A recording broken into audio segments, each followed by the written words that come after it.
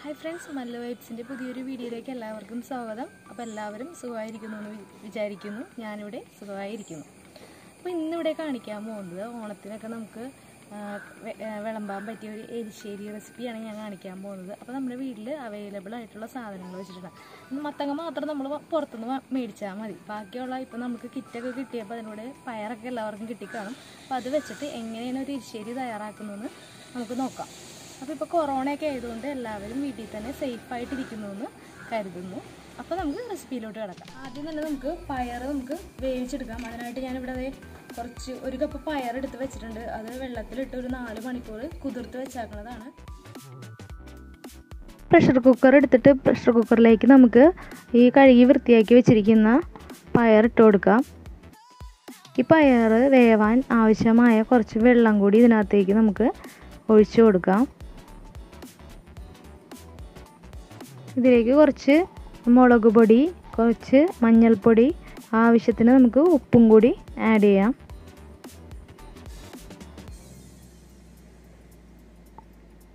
എന്നിട്ട് നമുക്ക് pressure cooker അടച്ച് വെച്ചിട്ട് നമുക്കൊരു 3 വിസിൽ നമുക്ക് പയർ വേവിച്ചെടുക്കണം.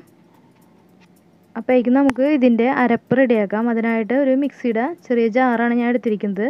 അതിലേക്ക് നമുക്ക് കുറച്ച് തേങ്ങ ഇട്ട് കൊടുക്കാം. ഒരു അരമുറി തേങ്ങയുടെ കുറച്ചാണ് ഞാൻ എടുത്തിട്ടുള്ളത്.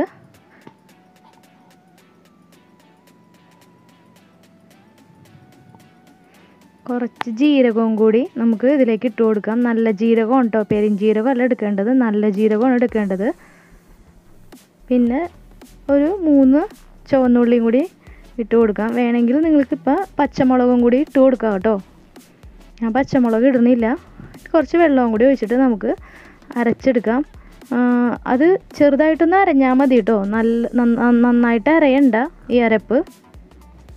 അപ്പം നമുക്ക് അരച്ചെടുത്തിട്ട് വരാം. ഇതേപോലെ ഞാൻ അരച്ചെടുത്തിട്ടുണ്ട്. നമ്മുടെ പ്രഷർ കുക്കറിൽ 3 വിസിൽ വന്നിട്ടുണ്ട്. നമുക്കത് ആവി പോയതിന് ശേഷം നമുക്കത് ഓപ്പൺ ചെയ്ത് നോക്കാം.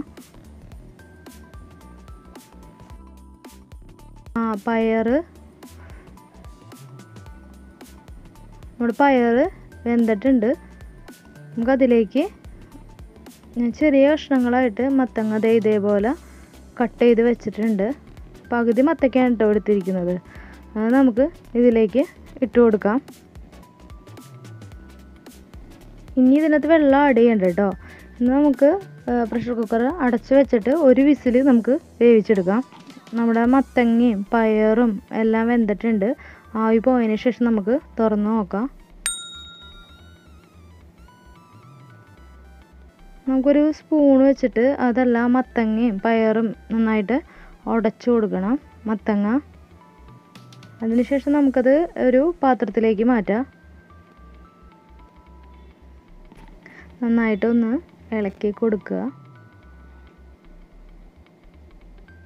എൻ്റെ വെള്ളം കുറച്ചും കൂടി വറ്റാനുണ്ട് കേട്ടോ. അപ്പോൾ കുറച്ച് നേരം ഇവിടെ കിടന്ന് തിളക്കട്ടെ.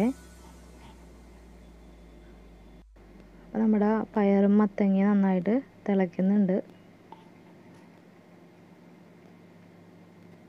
ഇനി ഇതിലേക്ക് നമ്മൾ നേരത്തെ മിക്സിയിൽ അടിച്ച് വെച്ചിരുന്ന അരപ്പിട്ട് കൊടുക്കാം. ഇത് നന്നായിട്ട് നമുക്കൊന്ന് മിക്സ് ചെയ്യാം എല്ലാം കൂടി.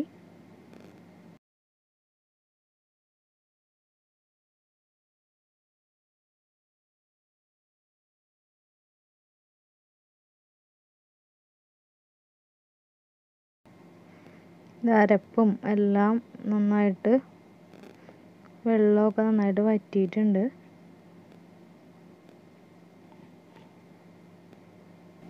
ഇനി നമുക്കൊരു പാൻ വെക്കാം.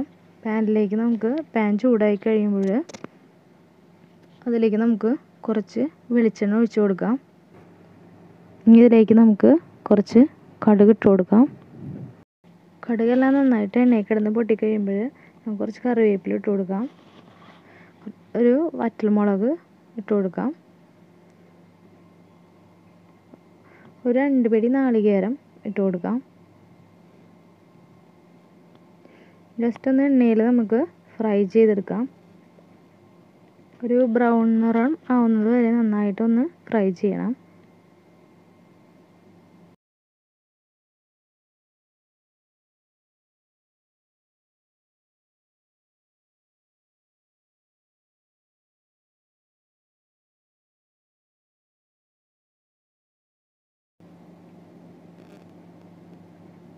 നമ്മുടെ തേങ്ങയുടെയൊക്കെ നിറം മാറിയിട്ടുണ്ട്, ഒരു ബ്രൗൺ നിറമായിട്ടുണ്ട്. കരിഞ്ഞു പോരുതട്ടോ ഇളക്കുമ്പോൾ. മീഡിയം ഫ്ലെയിമിൽ ഇട്ട് കൊടുത്താൽ മതി, അല്ലെങ്കിൽ പെട്ടെന്ന് കരിഞ്ഞു പോകും തേങ്ങ. കളറൊക്കെ മാറി റെഡി ആയിട്ടുണ്ട്. ഇത് നമുക്ക് നമ്മുടെ കറിയിലേക്ക് ഇട്ട് കൊടുക്കാം.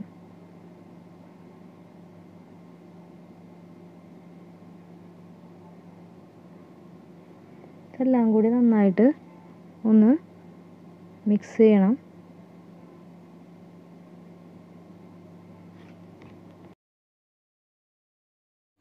നമ്മുടെ എരിശ്ശേരി റെഡി ആയിട്ടുണ്ട്. അപ്പോൾ നമുക്കതൊരു സർവിങ് ബോളിലോട്ട് മാറ്റാം. അപ്പോൾ നിങ്ങളെല്ലാവരും ഇത് ട്രൈ ചെയ്ത് നോക്കണം. നല്ല ടേസ്റ്റിയാണ് കേട്ടോ. ഇത് വെറുതെ കഴിക്കാൻ നല്ല ടേസ്റ്റാണ്.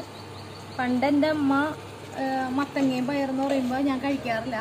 ഇപ്പോൾ എനിക്കിഷ്ടമാണ്, ഞാൻ കഴിക്കാറുണ്ട്.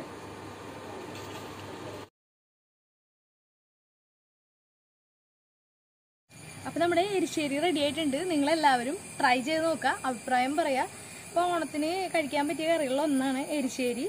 അപ്പോൾ അഭിപ്രായം എന്തെങ്കിലും ഉണ്ടെങ്കിൽ കമൻറ്റ് ചെയ്യുക, ഷെയർ ചെയ്യുക. അപ്പോൾ എല്ലാവർക്കും എൻ്റെ ഹൃദയം നിറഞ്ഞ ഓണാശംസകൾ.